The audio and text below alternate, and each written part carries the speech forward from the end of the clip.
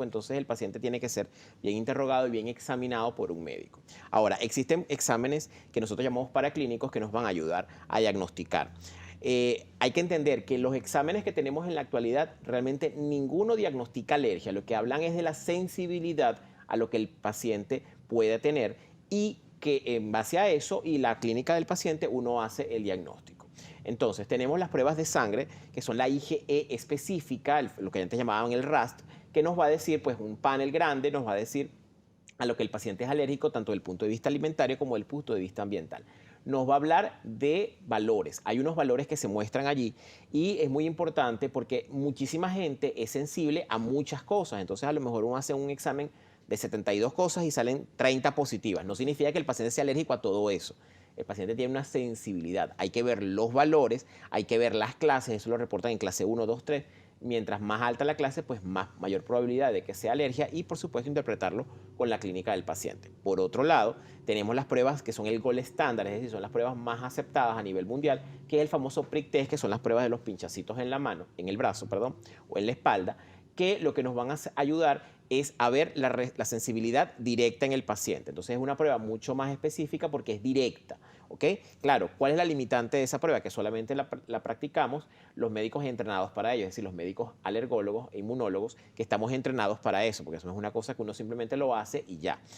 Entonces tiene que ser interpretado. Por otro lado, también tiene algunas desventajas del punto de vista de la interpretación, del punto de vista de que tiene que el paciente estar sin tomar antialérgicos por lo menos una semana antes, tiene que ser un paciente sobre todo mayor de 2 años, si tiene muchas lesiones en la piel no se le puede hacer. Entonces tiene unas limitantes y por eso es que tenemos las dos opciones. Hay otras pruebas un poquito más específicas, un poquito más avanzadas, que es la alergia molecular, que ya son elementos mucho más moleculares, más específicos que nos van a diagnosticar un poquito más y nos van a dar una predicción sobre todo lo que el paciente pueda tener reacciones cruzadas o alguna de estas materias. Sin embargo, eso no es para todos los pacientes, sino para los pacientes en los que las otras pruebas han fallado.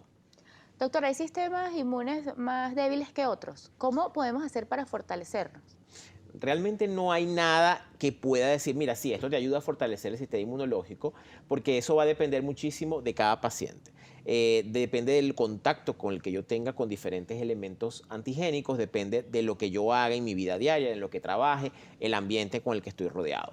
Pero sí lo que podemos hacer es reforzar un poquito quizás ayudándonos, manteniendo primero niveles de vitamina D apropiados. La vitamina D está demostrado que mejora lo que es la regulación del sistema inmune. Por otro lado, también podemos ayudarnos un poco con la alimentación. La alimentación es fundamental para que sea un sistema inmunológico funcional. Entonces, ¿qué es lo que tenemos que comer? De todo, pero poquito. No hay que limitarse. Hay que comer de todo, pero en pequeñas cantidades, ¿ok? Por ahí, ahorita está de moda que si la dieta cetogénica, que si libre de gluten. Si usted no es alérgico al gluten, si usted no es alérgico a ningún alimento, no se limite. Solamente que reduzca las cantidades y comemos, como decían las abuelitas, esas dietas balanceadas. De todo, pero en pequeñas cantidades y no todos los días. Quiero invitarle a usted y a nuestros televidentes a disfrutar de un material que nos envió la pediatra Luisa González. Ella habla sobre las alergias en los niños. Hola, mi nombre es Luisa González, médico pediatra, puericultor, y en esta ocasión vamos a conversar brevemente sobre el tema de las alergias en los niños. Es un motivo muy frecuente de consulta en pediatría, niños que presentan síntomas a nivel respiratorio, como son tos, estornudos, mucosidad, dificultad respiratoria, ronquidos, dificultad para dormir, niños con despertares nocturnos. También se manifiesta a nivel digestivo con niños que presentan distensión abdominal, vómito, dolor abdominal, diarrea, y a nivel cutáneo, niños que presentan erupciones pruriginosas con manchas en piel. Las causas de la alergia pueden ser múltiples, no solamente son alimentarias. Las alimentarias se han asociado básicamente a alimentos como la proteína de la vaca, que se llama caseína, al gluten, que es una proteína que está presente en el trigo, en la avena, en la cebada, en el centeno, a otros alimentos como pescados, cítricos. En realidad se puede ser alérgico a muchísimas cosas. También está la parte ambiental, que es el polen, los ácaros, restos de animales rastreros, etc. Y por eso el niño debe ser evaluado en primer lugar por el pediatra, el cual hará una evaluación exhaustiva, un interrogatorio completo a los padres, porque el niño puede presentar antecedentes familiares importantes, porque hay una predisposición familiar en ocasiones. También sobre los hábitos alimentarios. Se puede iniciar una primera fase de tratamiento como pediatra, pero si nosotros vemos que el niño no responde adecuadamente y este proceso se va cronificando, este niño tiene que ser evaluado por un inmunólogo alergólogo. ¿Por qué? Porque él va a saber si se trata realmente de una alergia, si se trata de una sensibilidad alimentaria, si se trata de un proceso de inmunidad, inmunodeficiencia, o si se trata de un proceso infeccioso, los cuales pueden tener síntomas similares y por eso muchas veces, a pesar de ser tratados, no hay una mejoría notable. Entonces es una invitación a las mamás a que nunca permitan o tengan a sus niños con estos síntomas de manera crónica, sino que siempre acudan al médico pediatra y, de ser necesario, al alergólogo. Muchísimas veces vemos niños en consulta que los padres consideran como que es normal que siempre tengan mocos, siempre tengan tos, siempre tengan diarrea de manera intermitente, y no. Nosotros tenemos que garantizar una adecuada calidad de vida en la niñez, en la adolescencia y en la adultez. Y si una alergia no es tratada adecuadamente, conseguimos un adulto enfermo. Así que, mamá, mi invitación es que acudas prontamente a tu pediatra para que reciba a tu bebé el adecuado tratamiento y orientación. Agradecemos a la pediatra Luisa González por enviarnos este material. Doctor, quisiera profundizar en esto. ¿De qué forma una alergia no tratada afecta la calidad de vida de un pequeño? Sí, es muy importante lo que comentaba Luisa, que lamentablemente si el paciente no se trata, vamos a afectar todas las esferas, porque el paciente, en primer lugar, al no respirar correctamente, va a tener alteración del sueño. En niños pequeños eso puede alterar incluso el crecimiento, ya cuando la alteración o la afectación es muy grande, pero adicionalmente el paciente se va a sentir cansado. Cuando estamos hablando de niños más grandes, es un niño que va a estar somnoliento, que no va a rendir en la escuela, que no va a tener una buena, digamos que interacción con sus compañeros, un niño que va a tener ojeras, etcétera, va a estar bostezando durante las clases, no va a prestar atención. En adultos, pues no va a estar pendiente de su trabajo, puede ser que se quede dormido en el trabajo incluso, no va a rendir lo suficiente. En niños muy pequeños hacen lo contrario. Los niños muy pequeños, ustedes recordarán que un niñito que se quiere dormir empieza a llorar y llorar y llorar hasta que por fin lo vence el sueño, pero primero como que no se quiere dormir. Eso es normal. Entonces, en los niños muy pequeños no se ve el cansancio, sino que esos niños son más bien hiperactivos, son niños que están como eléctricos, que no se quedan quietos, no se quedan tranquilos, y es muy probable que eso esté relacionado con un tema alérgico. Hay por ahí muchísimos muchachitos diagnosticados con trastorno de déficit de atención o de hiperactividad, Sí. y que la base de esto es un problema alérgico que hay que tratar. Entonces hay que ver cuáles son esas consecuencias. Por otro lado, si el paciente no se trata adecuadamente, lamentablemente esto va a seguir escalando, va a seguir aumentando en intensidad y los síntomas pueden acarrear otras cosas, como por ejemplo asma, pueden aparecer eczemas, urticarias, reacción adversa a medicamentos. Hay otras sensibilizaciones. Un paciente puede inicialmente ser alérgico solo a los ácaros, pero si no se trata correctamente van a aparecer otras sensibilizaciones. Entonces empieza a hacer reacciones, por ejemplo, a las cucarachas, luego entonces a los mariscos, luego entonces a la leche, luego a otros alimentos, a medicamentos, y entonces seguimos que el paciente va a desmejorar su calidad de vida porque cada vez se va limitando más en sus actividades. Gracias, doctor. Vamos a hacer una nueva pausa. En la próxima parte vamos a responder las preguntas de nuestros televidentes. Hoy estamos conversando sobre alergias. Usted puede interactuar con nosotros a través de nuestras redes sociales. Nos escribe Yuri Silva. Buenos días. Saludos desde Tobar, Mérida. Tengo años con una alergia o condición eczema nomular. Me dijeron que solo se controla. ¿Es cierto? ¿Cómo puedo aliviar los síntomas en la piel? Bien, Yuri, lo primero que tenemos que decir que el eczema nubular no es solamente una condición alérgica, ¿ok? Eso es una interacción de alergia y un tema de autoinmunidad. Entonces hay que tratarlo de manera conjunta con el tratamiento antialérgico y tratamiento quizás que puede incluir esteroides u otros moduladores inmunológicos. Esos casos son un poquito complicados. Lo que yo considero es que debes ir con un médico especialista para poder revisar cuál es la condición de tu caso. Controlar las alergias es lo más importante. Los antihistamínicos ayudan, por supuesto, no es el principal tratamiento, no es lo que te lo va a quitar, pero por lo menos podemos controlar. Ya pudiéramos utilizar un poquito de esteroides, pero eso tiene que ser utilizado, pues, digamos que con criterio médico. También nos escribe Yadi Francia BE. Buenos días, tengo 45 años, soy alérgica, sufro de dermatitis atópica y mis 4 hijos son alérgicos, pero desde hace 3 meses sufro de una rat cutáneo intermitente con IgE en 980. Ya un mes de tratamiento con corticosteroide ha mejorado, pero todavía aparece en poca intensidad. ¿Hasta cuándo recomienda este tratamiento?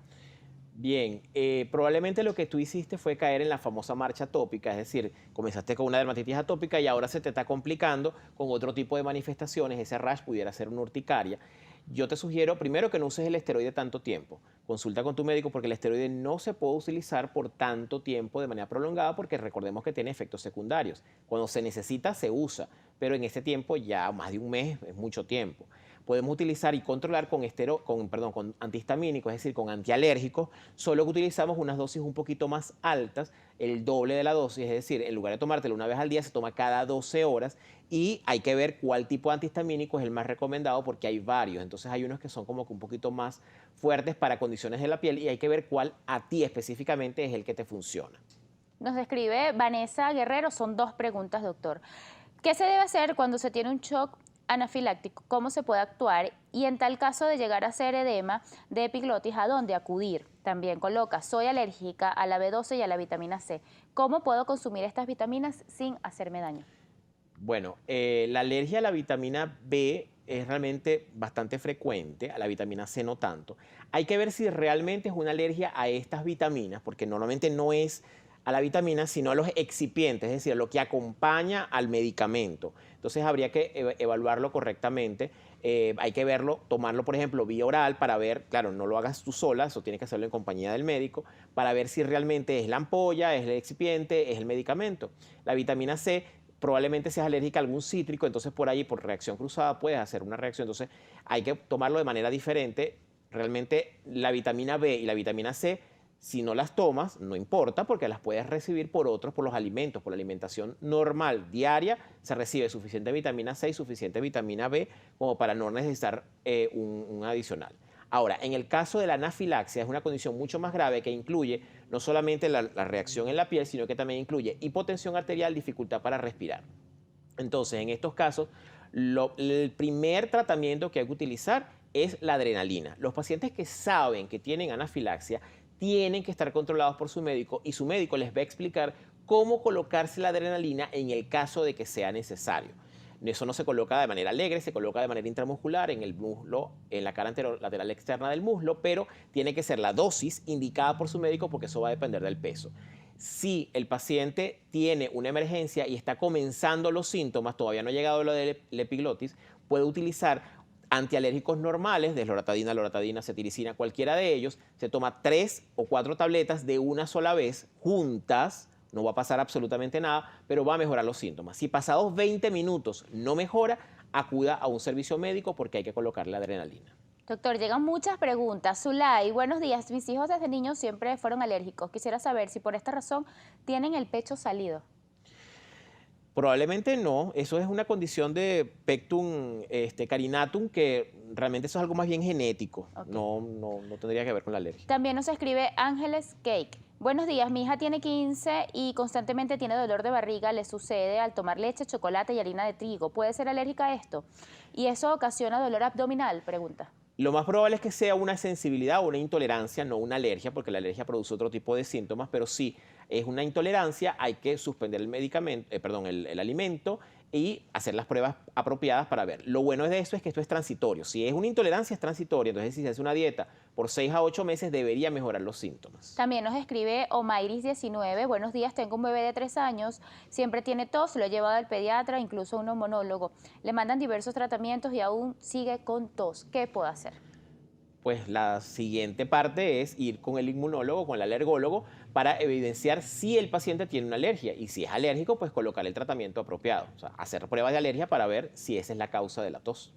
Doctor, algunas personas asocian asma con alergia. ¿Cuál es la diferencia? A ver, el asma es una inflamación aguda y que normalmente se hace crónica de las vías aéreas, ¿ok? De las vías aéreas inferiores. Pero ¿qué pasa? Que el 80% de los pacientes asmáticos tienen una base alérgica, por eso es que se pone en relación muy frecuente. El asma puede ser por diferentes causas, alergia, infecciones, un asma intrínseca, un asma que tiene que ver con cuestiones profesionales, por problemas de la vía aérea, pero el 80% son alérgicos, entonces por eso es que hay tanta relación. Si yo controlo las alergias de los pacientes asmáticos, voy a controlar el 80% de los síntomas que tiene ese paciente o el 80% de las crisis. ¿Por qué? Porque estoy controlando la causa principal, que son las alergias. Gracias, doctor, por acompañarnos esta mañana. Conversamos con el alergólogo Josely Torres. Por favor, redes sociales y puntos de contacto. @doctor abreviado dr.Josely Torres. Estamos en Instagram.